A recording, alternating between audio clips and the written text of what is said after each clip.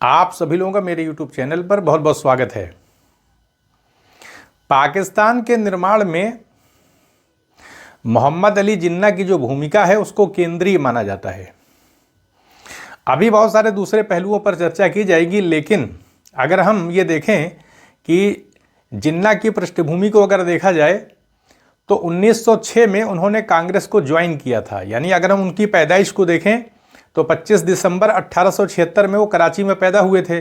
उसके बाद 1892 में वो शिक्षा प्राप्त करने के लिए लंदन चले गए। फिर वकालत की डिग्री हासिल करने के बाद जो है बॉम्बे हाई कोर्ट के अंदर वो वकालत करने लग गए। फिर उन्होंने 1906 में जो है वो कांग्रेस को ज्वाइन किया और फिर 1913 में मुस्लिम लीग से यानी ऑल इंडिया मुस्लिम लीग से वो जुड़ गए। 1920 तक कहा जाए, 1930 तक आप कह सकते हैं कि वो हिंदू और मुसलमानों के बीच में जो डिफरेंसेस थे उसको दूर करने के लिए लगातार काम करने लगे। यानी कांग्रेस के बीच में और ऑल इंडिया मुस्लिम लीग के बीच में जो भी तनाव के बिंदु थे या असहमति जिन बिंदुओं पर थी उसको दूर करने में वो सक्रिय भागीदारी उनकी देखने को मिलती है। तो 1930 तक आप कह सकते हैं कि पाकिस्तान की मांग या अलग राष्ट्र की अवधारणा उनके मन के अंदर नहीं थी। वो हिंदू मुस्लिम एकता को लेकर के बहुत सक्रिय भूमिका निभा रहे थे।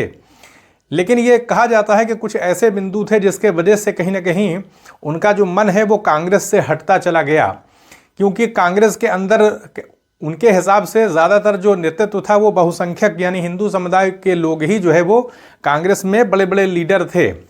और उनको ऐसा लगता था कि जिस तरह से सांप्रदायिकता का उदय कहीं ना कहीं दिखाई पड़ रहा है, जैसे हिंदू महासभा है, बाल गंगाधर तिलक की जो भूमिका है, तो जो एक प्रकार से कह सकते हैं हिंदुत्व की अवधारणा का विकास उस समय हो रहा था, उसको लेकर के ये बात कही जाती है कि जिन्ना के मन में कहीं ना कहीं संदेह था। उनको ये लगता था कि अंग्रेज़ जब चले जाएंगे देश छोड़ करके तो जो मुसलमानों की आबादी है 25% तक है, तो कहीं ना कहीं हिंदुओं के आश्रित होकर के रह जाएगी। राजनीतिक दृष्टिकोण से, सांस्कृतिक दृष्टिकोण से, शैक्षिक दृष्टिकोण से कहा जा सकता है। तो कहीं ना कहीं बहुसंख्यक जो हिंदू वर्ग हैं वो कहीं ना कहीं मुसलमानों को दबाने की कोशिश करेंगे, उनको पीछे रखने का प्रयास किया जाएगा। इस प्रकार की शंकाएं मन में उनके पैदा हो रही थीं, क्योंकि जिस तरह से डिफरेंसेस बढ़ते चले जा रहे थे कांग्रेस और मुस्लिम लीग को लेकर के, तो उसमें जो भी वाद विवाद के बिंदु थे उसमें कोई सुलह नहीं हो रही थी। तो कहीं ना कहीं जिन्ना को लग रहा था कि अलगाव ही एक विकल्प है।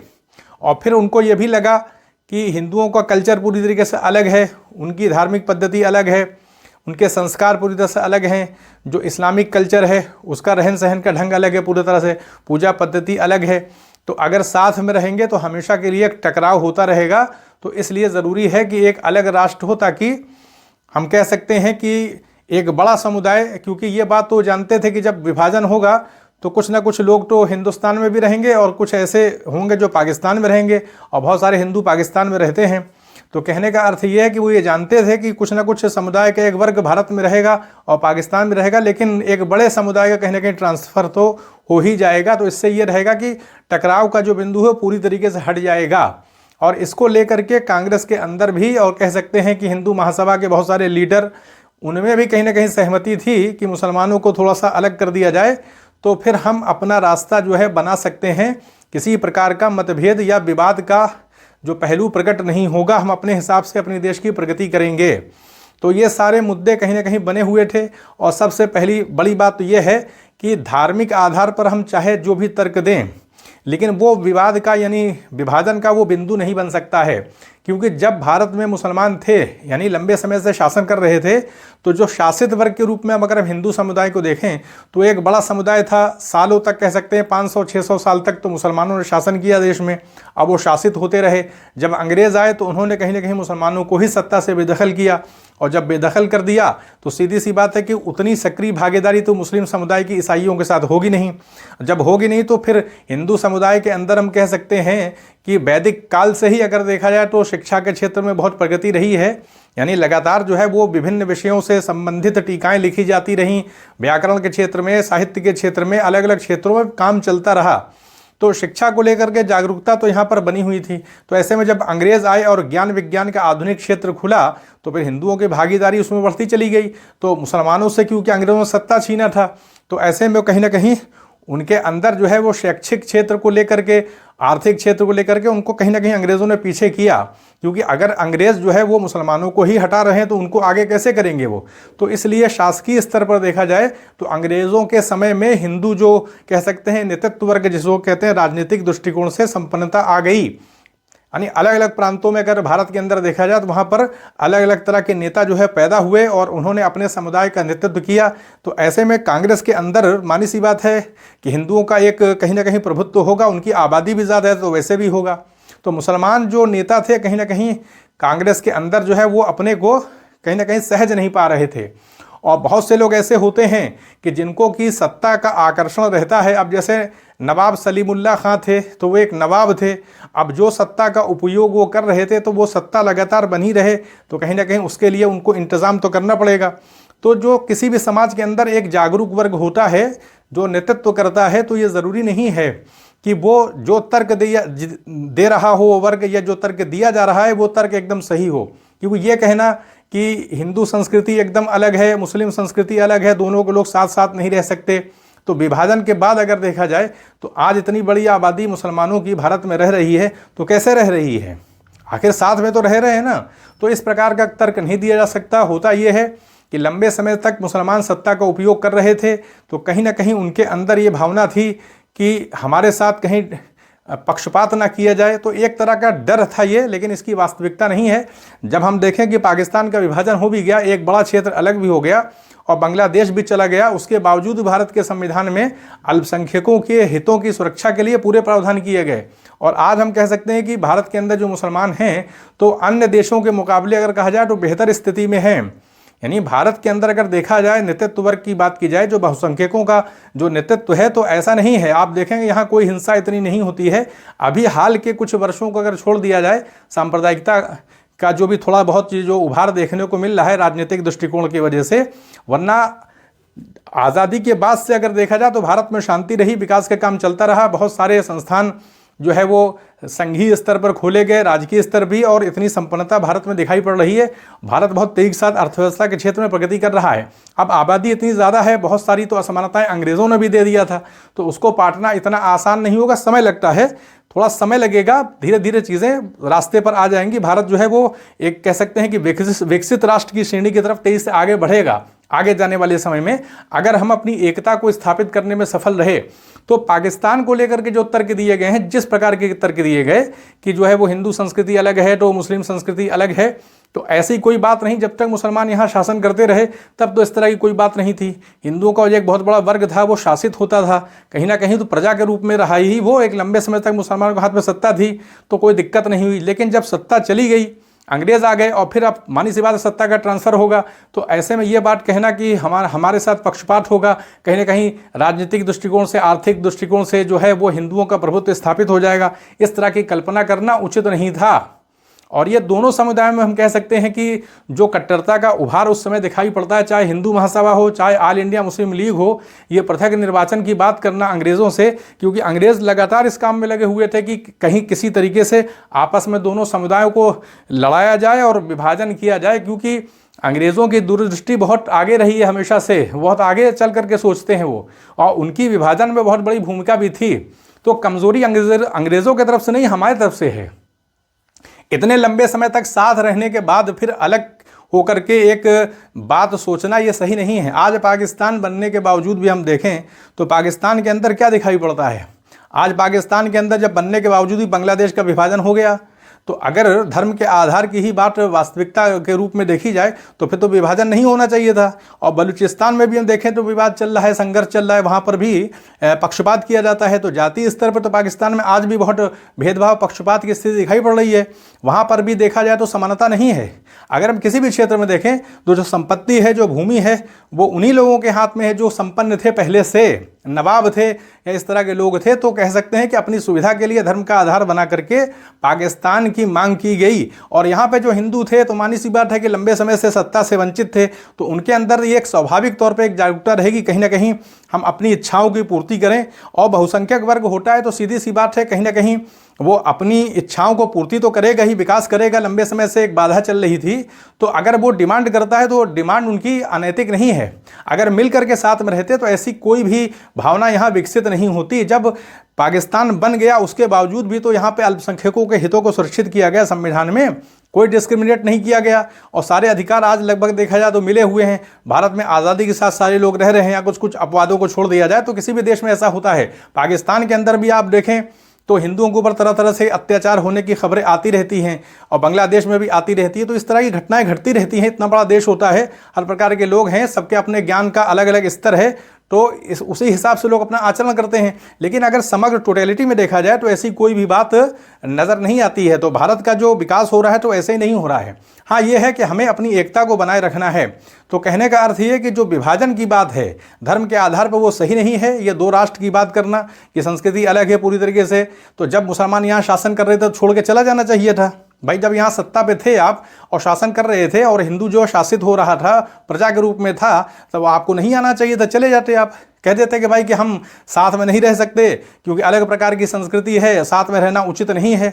तो उस समय तो ऐसी कोई बात नहीं थी। और जब सत्ता हाथ में जाने लगी तो इस तरह की बात करना कि जो है कहीं ना कहीं डिस्क्रिमिनेशन होगा और हिंदुओं का जो बहुसंख्यक वर्ग है उसके अंदर कट्टरता पैदा हो रही है, वो हिंदुत्व की अवधारणा विकसित हो रही है, तो हमको दबाया जाएगा। तो इस तरह की कल्पना करके एक अलग राष्ट्र की मांग करना कहीं ना कहीं ये दर्शाता है कि अपरिपक्वता का परिचय दिया गया है। दोनों तरफ से ही हम कह सकते हैं ये बात रही है, क्योंकि कोई भी चीज़ एक तरफा नहीं होती है। मिल बैठ करके अगर बातचीत की गई होती, कांग्रेस के जो नेता थे, जो मुस्लिम लीग की डिमांड थी उसको सहजता से लिया जाता, देखा जाता, यानी ऐसा कोई बिंदु निकाला जाता, देश का विभाजन नहीं होता। क्योंकि जब देश का विभाजन हुआ तो कितने लोग उसमें मारे गए, पूरे परिवार के परिवार उजड़ गए सारे लोग, उसको कौन कंपनसेट करेगा? उसकी क्षतिपूर्ति कभी नहीं की जा सकती। तो इसलिए कभी भी विभाजन जो है वो उचित नहीं होता है।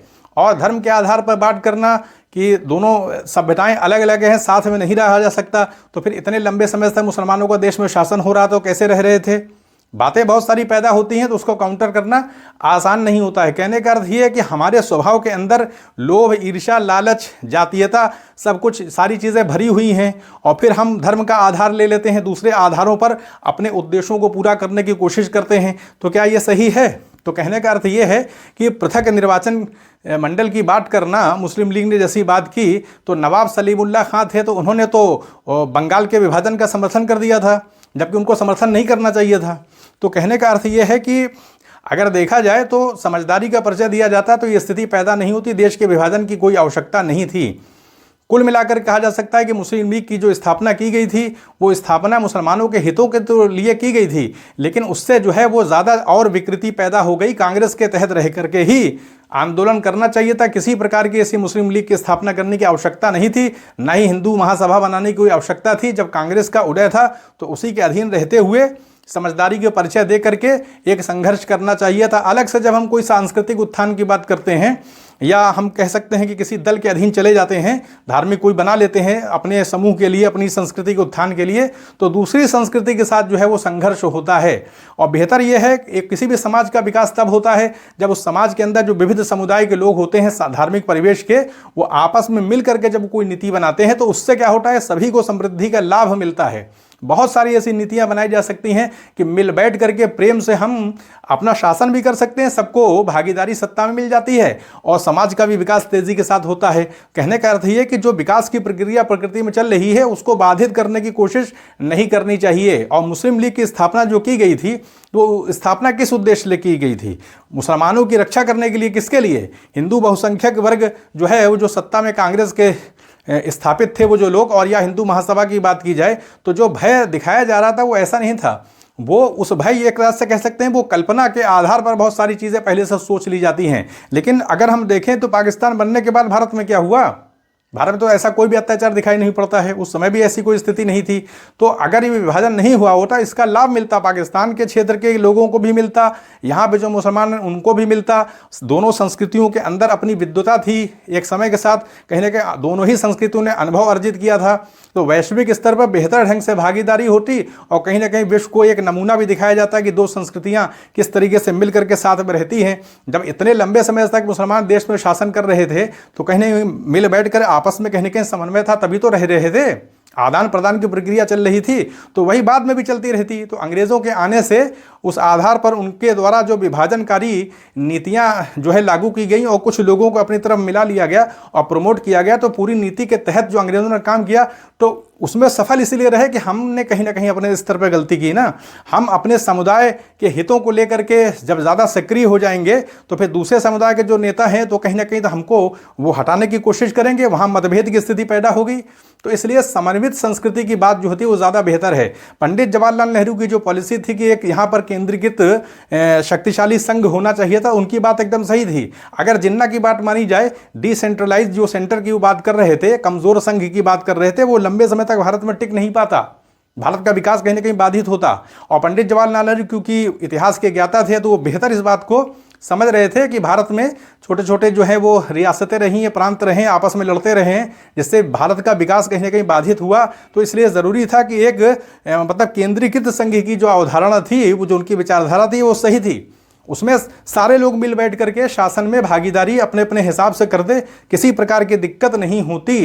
पाकिस्तान की जो डिमांड थी उसको लेकर के लगातार जो है वो आग्रह करना, और दोनों ही तरफ से यानी कांग्रेस के नेताओं की तरफ से भी या हिंदू महासभा के जो नेता हैं उनके तरफ से भी अपने धर्म समुदाय को लेकर के बहुत जागरूक रहना उचित नहीं होता है, क्योंकि समाज में इस तरह से रह करके हम लंबे समय तक मतलब जीवित नहीं रह पाते हैं। कहीं प्रकृति में दिखाई पड़ता है कि जब लोग अलग होने की कोशिश करते हैं तो प्रकृति के अंदर तो सारे घटक मिले हुए आपस में गति कर रहे हैं ना। अगर हम पूरे ब्रह्मांड को देखें तो सारी चीज़ें मिल करके गति कर रही हैं, और फिर हम जब उसी प्रकृति के अंदर रहते हुए अलग तरह से बहने की कोशिश करेंगे, अपना एक अलग वर्ग बनाने की कोशिश करेंगे, तो फिर प्रकृति जो कि समन्वित रूप से आगे चल रही है वो कैसे हमको स्वीकार करेगी, कैसे उसमें किसी समुदाय का संस्कृति का अस्तित्व लंबे समय तक बना रहेगा, तो हो नहीं पाता है। तो प्रकृति को देखते हुए आपस में प्रेम के साथ अगर विकास का रास्ता निकाला जाता तो यानी हिंदुओं को भी उसका बहुत बड़ा लाभ मिलता, मुसलमानों को भी मिलता, देश भी विभाजित नहीं होता, उत्तर भारत में व्यापारिक गतिविधियां भी चलती रहती, पाकिस्तान की भी संपन्नता होती, बांग्लादेश में भी जो गरीबी थी वो भी दूर होती।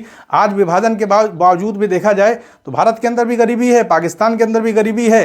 जो कह सकते हैं संपदा है वो कहीं ना कहीं अमीर लोगों के हाथ में ही केंद्रीकृत है, और बाकी लोग तो भूमिहीन होकर के कहीं ना कहीं अपने किसी तरह से जीविका चला रहे हैं। तो कहने का अर्थ ये है कि जिन्ना का जो विजन था पाकिस्तान को लेकर के, वो आगे जाकर के वो डटे रहते। 1930 तक जब आप डटे हुए थे तो उसी में डटे रहते कि किसी भी कीमत पर जो है विभाजन नहीं होने देना है।